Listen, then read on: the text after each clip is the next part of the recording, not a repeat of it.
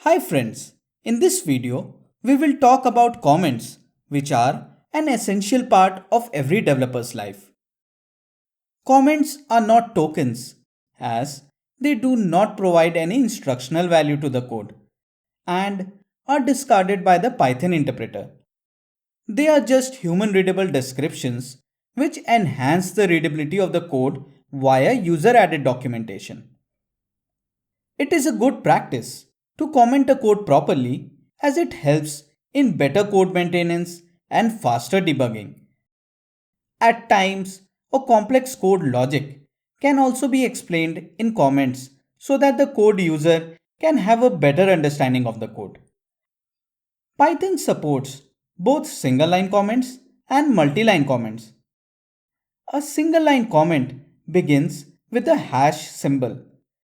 Everything between the hash and the end of the line is ignored by the Python interpreter. For example, the first comment is a single line comment occupying the entire line.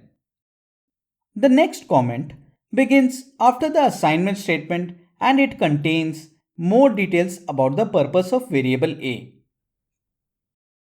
A multi-line comment begins with triple quotes and ends with the same. Both the multi-line comments shown below span 3 lines. Care should be taken while using multi-line comments as they should begin at the same indentation level corresponding to their code block as shown in the example.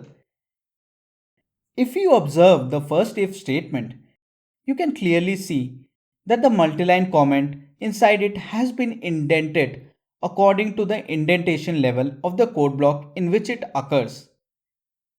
This is an important aspect to take note of as it can result in errors if there is a mismatch in the indentation.